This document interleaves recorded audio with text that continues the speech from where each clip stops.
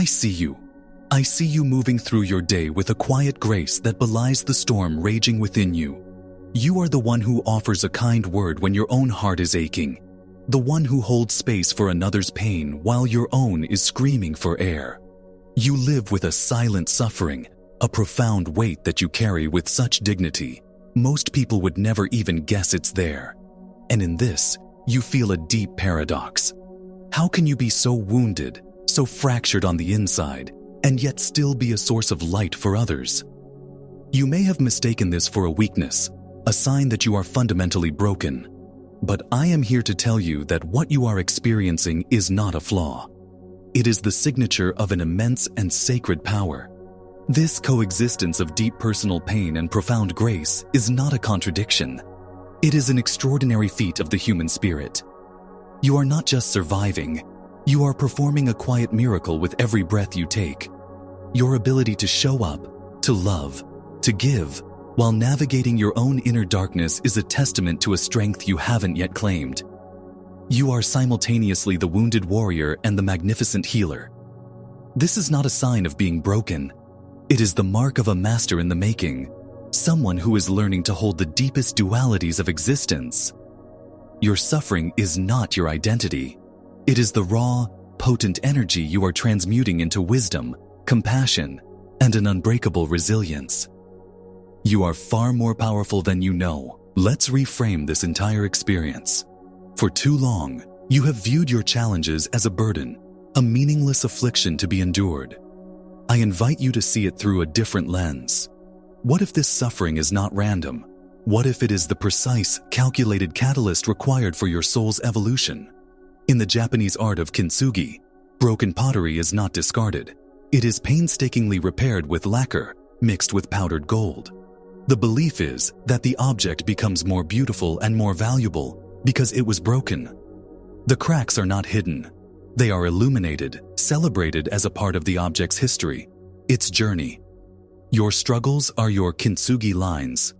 They are not evidence of your fragility, but the very places where your golden resilience can be seen.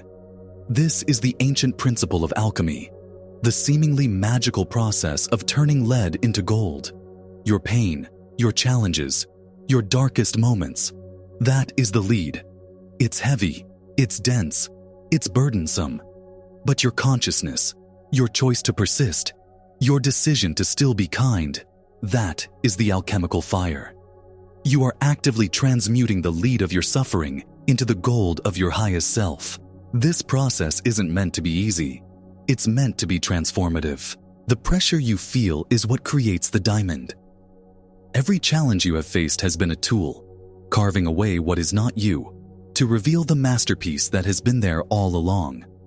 This shift in perspective is not just a nice idea or a mental trick. It is a fundamental principle of how reality itself is constructed, a truth mirrored in the deepest discoveries of quantum physics. At the subatomic level, the universe is a sea of infinite potential. Particles exist not as fixed things, but as waves of probability until they are observed. This is the famous observer effect, proven in experiments like the double-slit experiment. The act of observation, of focusing consciousness, is what collapses the wave of possibilities into a single, tangible reality. For years, you have been observing your wounds. You have focused on the cracks, the pain, the narrative of being broken. And in doing so, you have continuously collapsed the quantum field into a reality that reflects that belief. But what happens when you, the conscious observer, decide to shift your focus? What happens when you start observing the immense strength it takes to carry those wounds? When you focus not on the fact that you were knocked down, but on the undeniable fact that you got back up again and again, you begin to collapse a different probability. You start to manifest a reality built on resilience, not on damage. Your persistence is not a passive act of endurance. It is an active, creative force. With every moment you choose to continue, you are a powerful observer, instructing the universe on which version of you to make real. You are literally restructuring your reality at a subatomic level by choosing where to place your attention. This transformation is not just happening in some esoteric, invisible quantum realm. It is a tangible, biological event occurring within your very cells. Your conscious choice to reframe your struggle activates profound changes in your physical body. Neuroscience has proven the concept of neuroplasticity, which means your brain is not a fixed, static organ. It is constantly rewiring itself based on your thoughts, actions, and focus. When you persistently choose to see yourself as resilient, you are physically building new neural pathways. You are forging new networks in your brain dedicated to strength, courage, and optimism, while the old pathways of victimhood and despair begin to atrophy from disuse. You are literally building a new mind. But it goes even deeper. The field of epigenetics shows that your perceptions and beliefs can actually change the way your genes are expressed. Your DNA is not your destiny. Your conscious resilience can send signals to your cells that turn on genes for healing, strength, and well-being, and turn off genes related to stress and disease. And then there is the heart. Your heart generates an electromagnetic field that is thousands of times more powerful than the brain's, and it can be measured several feet away from your body. This field changes based on your emotional state. When you operate from a state of courage and resilience, your heart broadcasts a coherent, powerful frequency. This is not just a metaphor, it is measurable physics. You are sending out a signal of strength that not only reorganizes your own biology, but also influences the energy field of everyone and everything around you. Your quiet persistence is a broadcast of power. So, how do we anchor this new reality? How do we make this quantum shift our default state of being? It begins with understanding that your identity is not your history. You are not the sum of your traumas. You are the consciousness that is aware of them. The subconscious mind, which governs up to 95% of our daily behavior, is like a hard drive that has been conditioned by past experiences. It plays old emotional memories on a loop, reinforcing the identity of being wounded. Your conscious mind, the observer, is the programmer. You have the power to write a new program. This is not about fighting with your past or pretending the pain doesn't exist. It's about consciously choosing to energize a different aspect of your story. The pain is real, but so is your grace. The wounds are real, but so is your magnificence. Both are true. The quantum principle of superposition states that a particle can be in multiple states at once. You too exist in a superposition of being both wounded and powerful. The state you experience as your reality is the one you consistently focus on.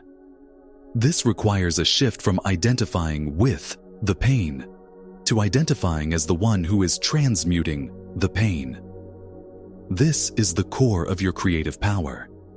This is where spirituality and science converge. Ancient teachings like the Vedanta philosophy speak of the Atman, the true self, as the silent, unchanging witness behind all of life's experiences.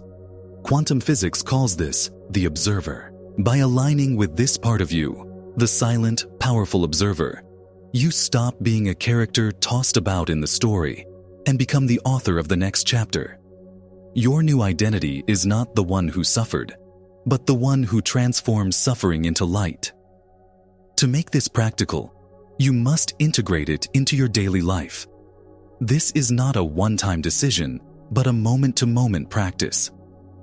The first step is conscious acknowledgement. When you feel the weight of your suffering, do not push it away. Instead, meet it with this new awareness. Say to yourself, silently or out loud, I feel this pain, and I honor the extraordinary strength within me that allows me to hold it and still be here. This simple act does two things. It validates your experience, but it immediately shifts your focus, your point of observation, to your resilience. It's a micro shift that, when repeated, rewires your entire being. I want you to try something. For the next 24 hours, I want you to become a detective of your own strength. Notice every single instance of it. Notice the moment you got out of bed when it felt impossible. Notice the moment you smiled at a stranger when you felt empty inside. Notice when you completed a task at work despite the inner noise. These are not small things. These are acts of quantum creation. Write them down. Acknowledge them. Celebrate them as the victories they are. This is how you begin to consciously feed energy to the reality you wish to inhabit. I invite you to share one act of your unrecognized resilience in the comments below. By sharing it, you not only affirm it for yourself, but you broadcast that frequency of strength, inspiring others to recognize their own. Let's create a collective field of resilience right here, right now. As you begin this practice, you will inevitably face challenges. The old reality has inertia. There will be days when doubt creeps in, when the pain feels overwhelming, and the narrative of being broken feels more real than anything else. This is not a sign that you are failing. It is the echo of the old energetic pattern. Think of it like turning a large ship. The engines may have changed direction, but the ship takes time to respond to the new course. In these moments, your persistence is everything. Your choice to gently redirect your focus back to your strength, even for a single second, is a revolutionary act. You are holding a new frequency steady while the old one dissolves. This is where you must become a warrior of the heart. The subconscious mind will test you. It will bring up old memories, old feelings, trying to pull you back into the familiar program. Your job is not to fight it. Fighting gives it energy. Your job is to simply notice it and choose again. See the old thought and say, "Thank you for sharing, but I am now choosing to focus on the power that has carried me this far." This process is beautifully described in spiritual texts. The Bible says, "Be transformed by the renewing of your mind." This is not just a poetic phrase. It is a literal instruction for neurological and quantum change. You are not erasing the past. You are rewriting its meaning. You are taking the data of your life and running it through a new program, a program of empowerment, alchemy, and conscious creation. Every time you feel that pull back into despair, see it as a test from the universe, asking you, which reality do you choose to energize now? Your answer in that moment defines your future. So, let us bring this all together. You, who have been walking through the world feeling fractured and invisible, are in fact a kintsugi masterpiece in the making. Your suffering has not been a cosmic mistake or a sign of your inadequacy. It has been an initiation. The cracks you tried so hard to hide are the very lines through which your greatest light, your deepest compassion, and your most unshakable wisdom are now pouring forth. You are an alchemist, turning the lead of your personal history into the gold of a transcendent future. This is your hero's journey. You have walked through the fire, and instead of being consumed by it, you are emerging with a heart forged in its flames. I want you to make a conscious decision today. Will you continue to identify with the wounds, or will you claim your identity as the magnificent, resilient being who carries them with such grace? The choice is yours in every moment. The universe is waiting for your instruction. Your conscious focus is the most powerful creative tool you possess. Embrace the paradox of your existence. You are both wounded and whole. You are both struggling and divine. And your continued presence here, your choice to take one more breath, to show one more act of kindness, is a sacred, creative force that is actively shaping reality. Look at yourself not with judgment for what you've been through, but with awe for the power you've demonstrated by simply being here today. You are not broken. You are breaking through.